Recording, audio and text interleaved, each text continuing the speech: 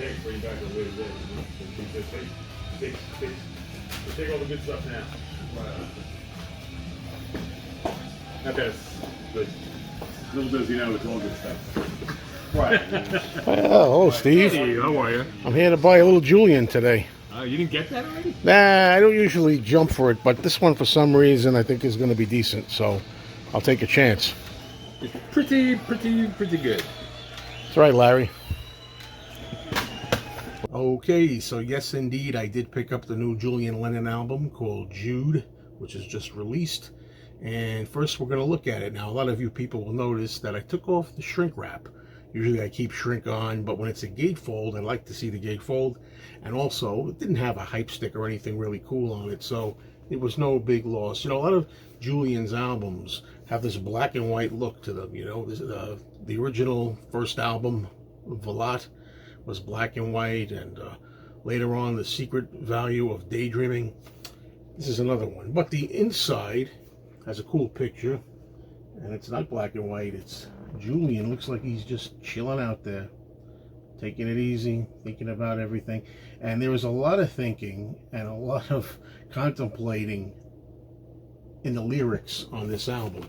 I just listened to it. I listened to the entire album already, and before I talk about it, let's just go inside here, show you that you get an inner sleeve that has all the lyrics, and I'll tell you, this is really essential, and it really was a big help, because there's a lot of thought put into these words, and a lot of meaning, and a lot of seeking and trying and hoping, and it's all right here. You can read along while you listen. I like the label. The label is, there you go, same as the cover. All right, now first let's talk a little bit about, we have to say it. I know Julian doesn't want to talk about, and I understand after all this time, I mean, he's 59 years old, Julian now, doesn't want to hear a lot about the Beatles and about his father, John Lennon, and everything. And we don't want to spend too much time on that, but if that's the case, though, it is inevitable that everybody notices that he has a picture of himself as the child, the sweet young boy, and the title Jude, taking it from Hey Jude, of course, which Paul McCartney wrote about him, originally calling it Hey Jules, changing it to Hey Jude. And yeah, he's kind of like using this to his advantage, and I think, look, that's okay. I know a lot of people out there are already very critical of that and are making snide comments about it, whatever. I don't know. Was that part of the reason why I decided to pick this up? Well, partly. I was curious. But I've come to find out that there's very little on the music, the album itself, that really has anything really to do with Hey Jude or the Beatles or anything like that. So aside from this, that's about as far as it goes, at least from what I can decipher.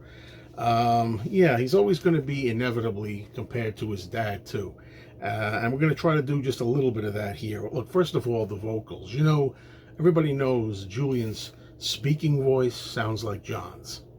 His singing voice sounds uncannily like his father's, and he can't do anything about that. I remember when it seemed to me he tried to change his voice. There was a song I like, I think it was from Mr. Jordan, Now You're in Heaven. That's a song that I like, but in that one, instead of sounding like John Lennon, he changed his voice and sounded kind of like David Bowie. So he's sounding like someone. I'm not well versed in all things Julian. I've had an interest. Over the years, I've decided that, you know, Julian, I think, is talented. I think he's got a good voice. I'm surprised that Julian was never bigger than he was. Number one, because of his talents.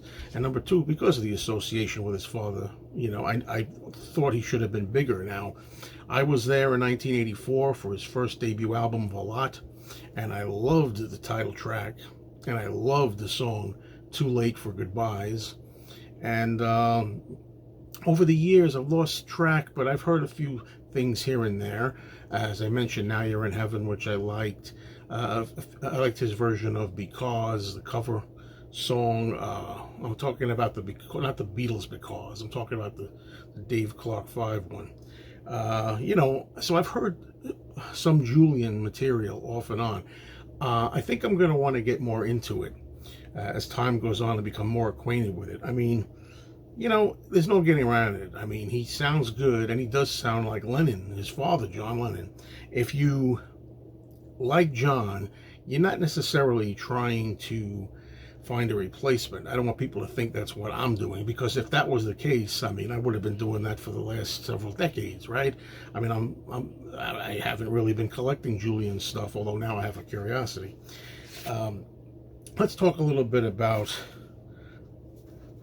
the music. First of all, there are 11 tracks on this album, and Julian wrote the songs, but he co-wrote them with other people. Sometimes there's only one co-writer with him, sometimes there are two or several. And I think he says here that some of these songs have taken 30 years to get here, so some of these are older songs. The album's produced by Julian and Justin Clayton, and a proportion of the royalties of the sales of this album go to the White Feather Foundation. The White Feather Foundation is Julian's favorite charity. You got Julian playing keyboards, acoustic guitar, percussion, in addition to vocals, of course. And I got to tell you, out of the 11 tracks here, for the most part, I enjoyed myself with this. I thought that all but the last track, I was there all the way. And the last track, which I got to be honest with you, folks, I can't really say it. I don't know how to pronounce this. I don't want to say it incorrectly. You'll have to look it up.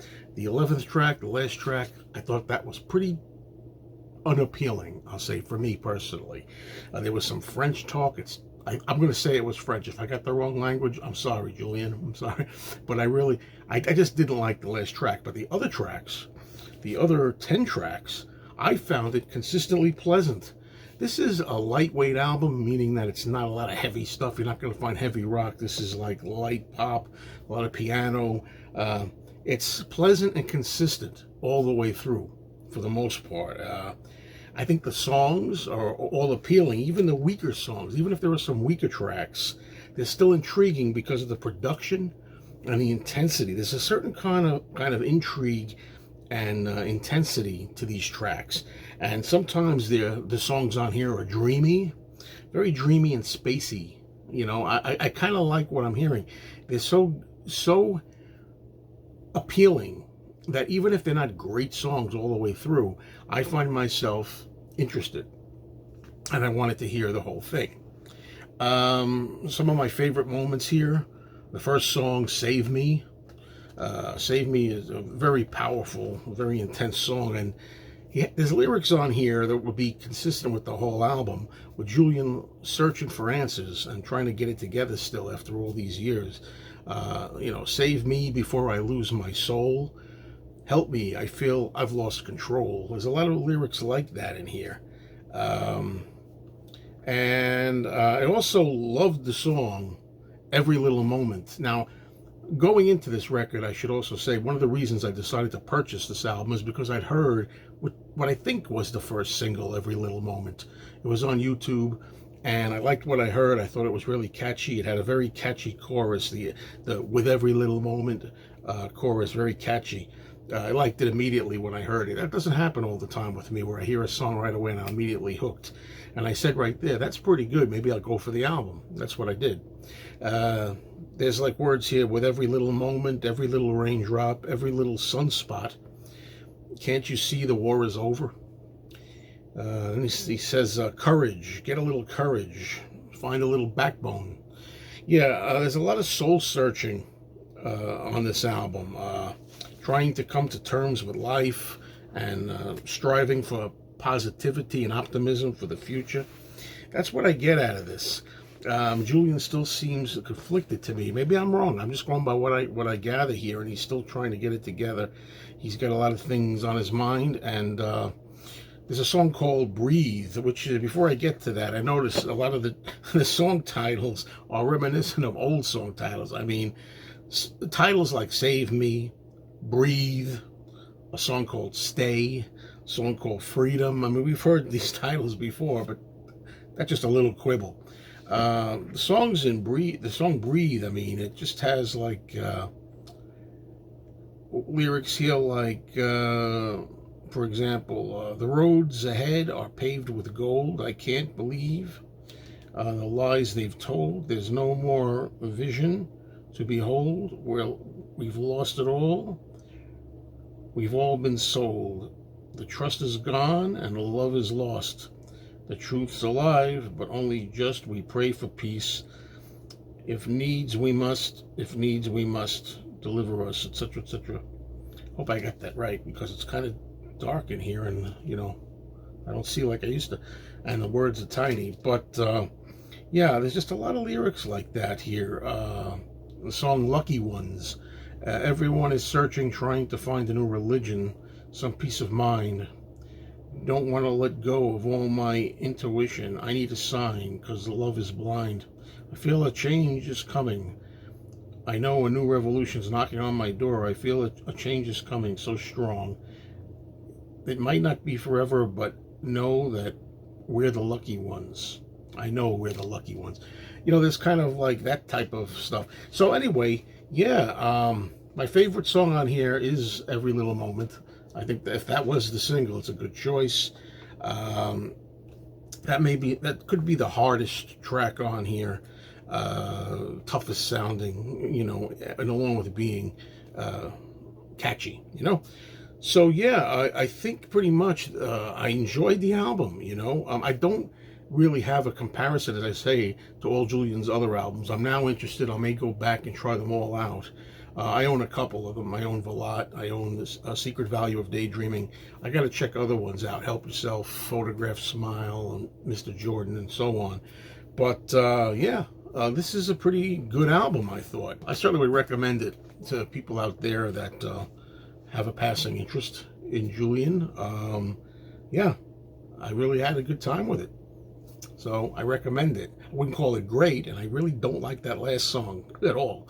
But you know what? It was a good time. Thanks for the album.